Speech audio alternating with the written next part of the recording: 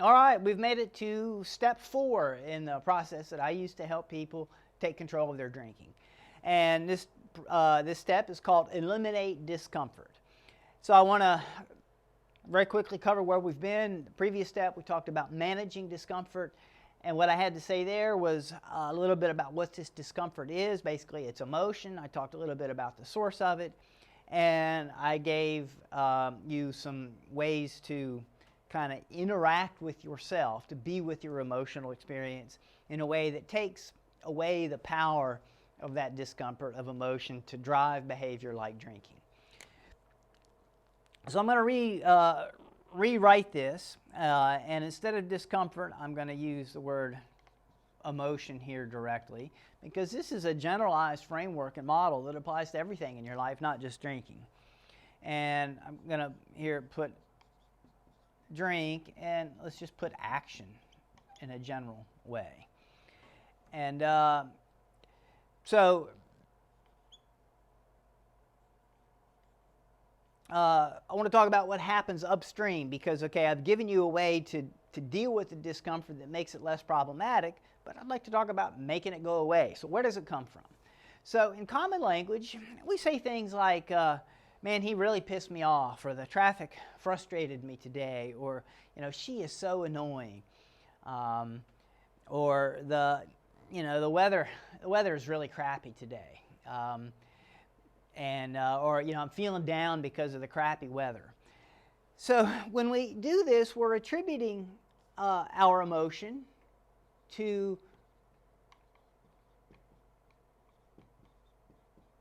what I call circumstances. It's basically the things in the world outside of us. World, people and the things they do and say, situations. We could also say things carelessly like, I'm really feeling insecure because of the amount of money in my bank account. Or, man, I hate myself because I've let myself gain 20 pounds. So there's this attribution of our circumstances creating our emotions. And with this kind of worldview, our normal approach to making ourselves feel better is to want to change the circumstances, to change the world, to change people. This is the most common one. If only people would change, if they would just act right, we wouldn't have to feel so upset about them, right? Or we want to change how we feel about ourselves by losing weight. And so that's good. Sometimes that can provide some motivation to change things, but in general, changing circumstances is tough in the short term. And so if we can't change things right away, then we're stuck with all this negative emotion, and we're stuck with the undesired actions that it creates.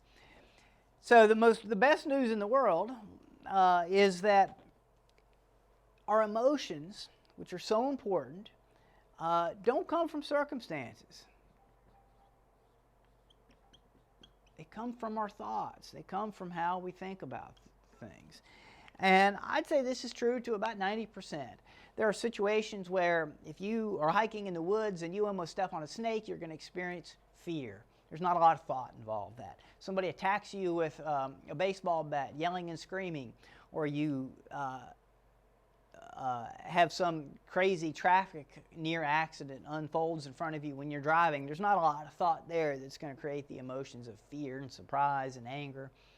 But most of our life, our emotions, and especially these emotions that are driving some of these behaviors, are created by our thoughts.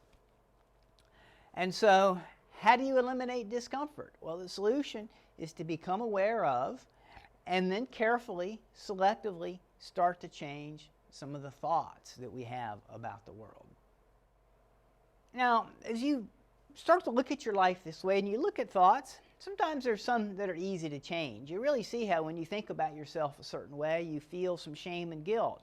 And you realize that's just an old pattern that's running. And when you feel shame and guilt, you tend to drink more, and maybe you can start to change some of those thoughts. But generally, it's not that easy. And there's many thoughts that you'll identify that make you feel a certain way, and you say, well, I don't want to change those. Those thoughts are true. Or, you feel like, that's me. If I were to give up that belief or give up that conviction, then I would be not being true to myself. I would be inauthentic, for example. And that's always a choice. But if you're tired of feeling bad and you're not in a situation to change your circumstances, or when you look at examples in your life where you have changed your circumstances and you still felt crappy because your thoughts didn't change even when the circumstances change, then it starts to get to be a little bit more interesting to kind of release your attachment to some of these thoughts. And I can say it's the single best thing that I have ever done in my life is to drop my attachment to most of my thoughts. Or not to most of them, but to many of them when I find that they're not working for me. And I was a guy who prided myself on being rational, perceptive, having great discernment of really kind of seeing what the objective truth was. I was really hung up on the truth of my thoughts and valued thoughts accordingly. And until you realize this, it's easy to stay addicted to them in that way. Like, what's the downside? That's who I am. When you start to see this chain, and it starts to become, you get a little bit motivated to change them. And I want to add one final element in this chain,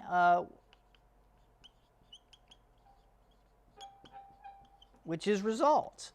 I think it's pretty self-evident that our actions create our results. So what are results? Results can be very tangible and specific, or they can be a little bit more vague. So a result could be that you gain weight by engaging in a certain chain of thoughts and emotions and actions. You gain weight over a period of time. That's a result. And then that result becomes your new circumstance. You gain, you weigh X plus 10 instead of X. Or you can create money results, that you make money, or you spend money, you save, or you go into debt. You can create results in your relationships, where you create more connection and truth and honesty in your relationship, or you create more withdrawal and conflict. If we come back to our favorite subject here, drinking, you could see how drinking affects relationships, affects all those things we talked about, maybe your waistline, your health, your blood pressure, the quality of your relationship. And so when you start to see that thoughts matter, that and that when you hold on to a thing because it feels true, and you see that when you carry it through that it creates results that you just don't want anymore, it makes it, for me always and for most of the people I work with, it becomes pretty easy to start changing some of these thoughts. And sometimes it's a matter of changing the way you think about things. And that can be easy. Sometimes it's saying, okay, this thought is true. This aspect of the situation, my opinion on it, I want to keep that opinion. But you can question, does that opinion about the situation completely describe it in its entirety? Is that the full true story of the situation? And when you acknowledge, okay, that thought's true, but it's not the full story, already there you can start to get some distance. That thought will maybe have a little bit less power to create emotion. And you can put your attention, okay, what else is true about this situation? And you can look at, you can actually create a lot of positive emotion. And this really works with people. It's really easy to develop an opinion about this person is that way, is a certain way. Nobody is exactly only one way. People in particular are multifaceted. And when you can start to widen your attention, so instead of focusing on that one attribute that creates some emotion that maybe you don't like and is not helpful, and you look at the bigger picture of that person and have some other thoughts that are also true that create different emotions, that's how you can really start to change things.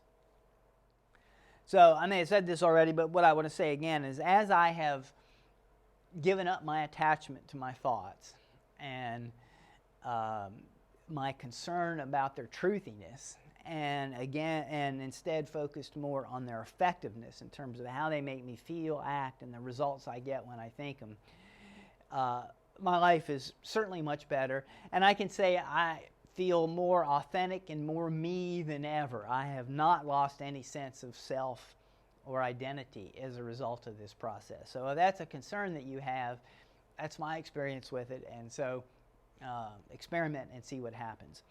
I want to offer a couple other specific ideas about how to sort of change your thinking or change your relationship to your thoughts so that they're less powerful in this chain. And so one of these is all the things I'm going to describe work better if you'll write down your thoughts. And one of the things that I do, and I encourage my clients to do, is what's called a thought download. You can sit down every morning and do it, or you can do it when you have a specific troubling situation and just write for 5 or 10 minutes. Write out, get all the junk out of your head, get out all those sentences onto paper. And then you can start to look at which of those sentences that you've downloaded from your brain contain facts, like it's raining today, versus opinions. The weather sucks. You may write that, she yelled at me. Probably she didn't yell. People use that phrase all the time. They yelled at me. Well, in fact, they just said some words. My daughter used to always say, "Stop yelling at me, Dad. I wasn't yelling." Believe me, I wasn't yelling. But she interpreted it that way. So the circumstance might be, person said X words. The thought is, I yelled. And when you think about somebody yelling at you, that absolutely creates a chain of uncomfortable emotion. So separating out circumstances from your opinions is a great exercise, a great way to get distance from your thoughts. Another is to question this thought. Is it true? Is it completely true? Is it always true? And most thoughts aren't always 100% true, and just that recognition can create some distance.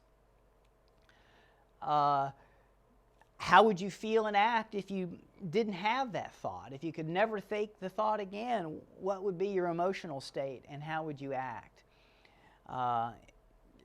You can also, a version of that question is, what do you do when you think that and feel that way? And as you fill out this model and get some understanding, you start to see the power of your thoughts, even thoughts that feel very true or sometimes that feel very mundane. So that's it. And some of those questions, I want to give credit to Byron Katie, who is a coach and a philosopher and a person in this space who has done really groundbreaking work around becoming less attached to one's thoughts because of how they affect the rest of our lives. So that's pretty much all I have to say about eliminating discomfort. I like to break this down into these 5 letters, CTFAR, and just start examining the specific situations in your life according to what are the raw facts, what are your thoughts about it, how do you feel when you think that, when you have that feeling, that sensation of tightness in your chest, which maybe you can give the label of regret to. When you feel that way because you're thinking X, how do you act? And when you act that way, when you do those things or don't do other things because like good action is blocked by that emotion, what results does it create in your life?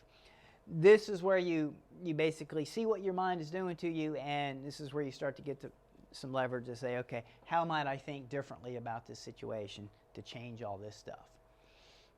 All right. Thanks for your attention.